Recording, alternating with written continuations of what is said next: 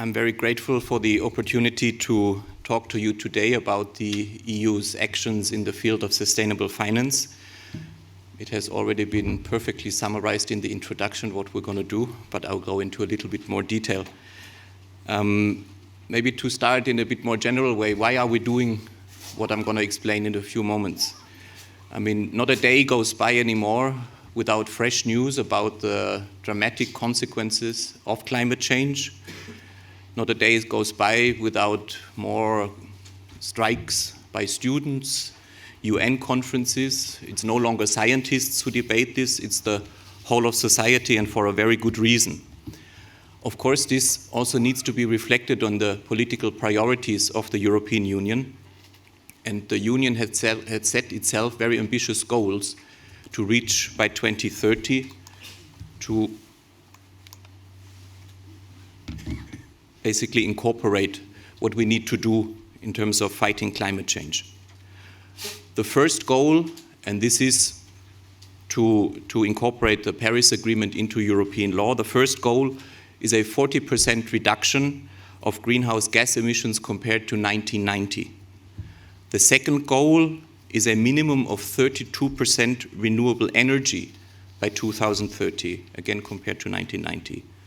The third goal is a minimum of 32.5% energy savings compared to the business as usual scenario. On top of that, we're also aiming to achieve net zero greenhouse gas emissions by 2050. And you might have heard that the European Council, the meeting of the heads of state and government, is again going to discuss this and see whether these goals might have to be tightened even further. These are ambitious goals already, and we will need a whole range of measures to be able to achieve them.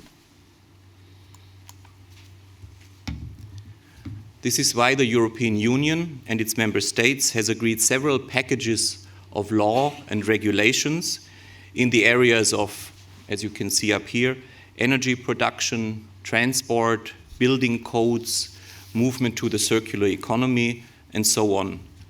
These sectoral real-world rules will help us move to a more sustainable economy. We're also reviewing and redirecting our investment and research policy to become more sustainable.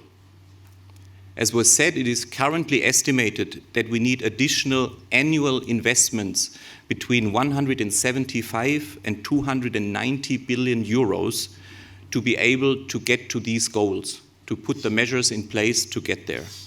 It's very clear that the public sector alone cannot shoulder this burden. The majority will have to come from private investment and be channeled through financial markets. And to get to these large volumes, we will have to activate the whole of the financial sector and its full potential. And this is the reason why the Commission last year presented a specific action plan on sustainable finance. And I want to move to this plan now. The action plan aims to direct more private investment into green and sustainable economic activities. We want to adapt the incentives for financial actors, improve the flow of information, and change the thinking of everyone involved. Let's see where this works. From companies and their projects, to banks, to institutional investors, asset managers, insurance companies, service providers, rating agencies, investment advisors, retail investors. The whole chain of financial markets needs to include these considerations. Let me give you a couple of examples which are also mentioned on this slide. One of the chief goals of our action plan is to establish an EU taxonomy to identify sustainable economic activities and thereby provide better information for investment decisions. I will say more about this in a moment. Sustainability will also be integrated in corporate governance and disclosure rules for all companies, real-world issuing companies. Banking regulation and supervision is being extended to include sustainability considerations. The disclosure rules for institutional investors and asset managers will also cover environmental, social, and governance risks. Again, I will say a bit more about this in a moment. Service providers like benchmarks or rating firms also need to integrate ESG considerations. Financial advisors will have to ask investors about their ESG preferences. Labels and standards will be established to promote green and sustainable investments. The core of our action plan consists of a number of legislative actions that the European Commission proposed last May. First, a regulation on sustainability-related disclosure in the financial services sector. Second, rules for low-carbon benchmarks. And third, an EU framework for a sustainable taxonomy. These are legislative proposals. The disclosure regulation and the rules for benchmarks have already been agreed by the European Parliament and Council in record time. I mean, we proposed this last May. These are complicated negotiations, and nevertheless we managed to close them before the Parliament left for the elections, and we're very happy we managed to do that. Negotiations on the taxonomy framework are progressing and can hopefully also be concluded soon. I would like to take you through the main features of these proposals. First, the disclosure regulation. This is supposed to improve the flow of sustainability-related information between financial markets and investors. End investors need clear information on how financial market participants assess ESG risks, and on this basis, they can take better decisions where to put their money. This regulation will require institutional investors and asset managers to disclose how they integrate ESG into their risk analysis and into their investment decisions.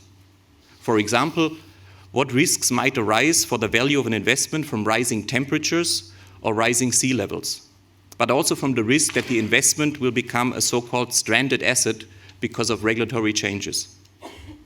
All financial products will be required to come with this kind of information, whether these are products that are marketed as green or not. In addition, financial market participants will also have to disclose information about the potential impact of their investments on environmental and social factors. For example, an investment fund that puts a lot of money into traditional energy production will have to estimate the CO2 emissions that this might cause and pass on this information to the investors. We know that not all this information is available already and may sometimes be difficult or costly to obtain. This is why we've created some flexibility in the regulation on how the information is disclosed, be it in qualitative or quantitative terms. And we also make a difference between small and large financial market participants. Large financial market participants with more than 500 employees will be obliged to disclose this kind of information. Smaller ones will have to report or explain why they can't report this kind of information. Finally, products with a sustainable investment goal, with a specific goal, will have to explain better how they intend to reach these goals. We expect that this regulation will have several effects. First, of course, it will ensure better information to investors and allow them to make better investment decisions. And in the end, of course, we expect that it will also help redirect investment towards more sustainable activities. But it will also create pressure on the issuers, on the real-world companies, to provide better information and data to financial markets. Because quite simply, if they don't, they will have a harder and harder time to get financing from the markets. So in the end, we hope the whole chain of information will be improved by this piece of legislation. In addition to the disclosure rules, we will also need to clarify further the duties of investment managers, how to integrate ESG risks. The feedback that we received in our public consultations showed that unclarity still exists, how to do this and how to balance these considerations with, say, more mainstream traditional return considerations. If this unclarity persists, we risk that environmental and social issues are not adequately taken into account and financial resources are not properly allocated. This is why we're also going to clarify the existing rules that are already there in sectoral legislation, AFMD, UCITS for funds and so on, and make clear what this means in the ESG sphere. What kind of structures, what kind of processes need to be in place to be properly able to assess this. Let me turn to the second proposal that, as I said, has already also been agreed by the co-legislators in the European Union. Our second initiative aims to define what criteria have to be met by so-called low carbon or positive carbon impact benchmarks. That means if you want to market a benchmark as one of these two, you will have to fulfill specific requirements. In addition, all benchmarks will have to provide more information about the sustainability of their portfolios. This, of course, will allow investors to better assess the environmental performance of these investments. And it will reduce the scope for greenwashing in the benchmark sector. Final legislative initiative I want to talk about is the taxonomy. The taxonomy is supposed to establish clear definitions to identify sustainable economic activities. We want to have an EU-wide classification system that makes clear what is sustainable, what is green, what is climate friendly, and what is not. This taxonomy will show which economic activities are in and which economic activities are out, to help investors and markets to take better informed decisions. To establish such a taxonomy, two things need to happen. First, we need a legal framework, this is what this proposal is about, to anchor the taxonomy in EU law. This framework is currently still being negotiated in the Parliament and Council, and we hope we can come to an agreement soon. But we also need technical expertise to do the classification of the various economic activities themselves. This is being done by the so-called Technical Expert Group, or TEG, which has been established by the European Commission. It consists of representatives of the financial sector, of the real economy, and other stakeholders like NGOs, academia, and so on. Yesterday, the group published a report on the first two parts of the taxonomy, which is about climate change mitigation and climate change adaptation activities. And you can all consult the report on the website of the European Commission. The report is now also open for public comments until September, and I would encourage you all to participate and let your views be known. There are also two other reports I should mention at this stage, which were published yesterday. One on a potential green bond standard, and one on ESG disclosure requirements for benchmarks linked to the proposal that I just mentioned. Of course, the taxonomy is not an end in itself. It will make it possible to produce a whole cascade of additional information. First, the taxonomy will allow us to determine the share of sustainable activities of each real-world company. Disclosure rules for companies are already being adapted in the EU to make sure that this information is being provided. Second, the taxonomy will then allow us and financial market participants and providers to assess the degree of sustainability of the shares and the bonds that are issued by these companies.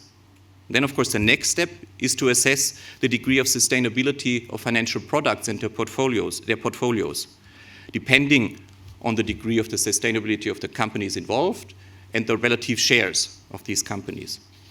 On the basis of this, labels and standards like the Green Bond Standard can be established. And this helps, of course, end investors to take better decisions, again, where to put their money. The report on the Green Bond Standard that was published also yesterday is closely linked to the taxonomy, and we're also working on an eco-label that will again be linked to the taxonomy to be established in particular for retail investors. Let me conclude. The goal of our Sustainable Financial Action Plan is to mobilize the whole financial sector to achieve the EU sustainability and climate goals. To achieve real change, sustainability considerations will have to be introduced in all parts of financial markets and along the whole of the investment chain.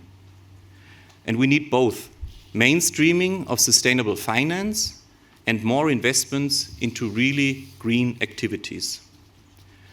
We don't want to redirect investment by law and we are not the ones who will choose and decide what is right or what is wrong in terms of where you invest. But even the private sector told us that regulation is needed to improve the functioning of markets, the flow of information, and that more standardization will help in this regard. We want to establish better information and better incentives to guide investment. And I don't think I exaggerate when I predict that this topic will occupy us all for a long time to come, and everyone will have to adapt to this new reality. But it all serves one important purpose. More money must flow into activities to limit climate change and make our economies more sustainable. Thank you very much.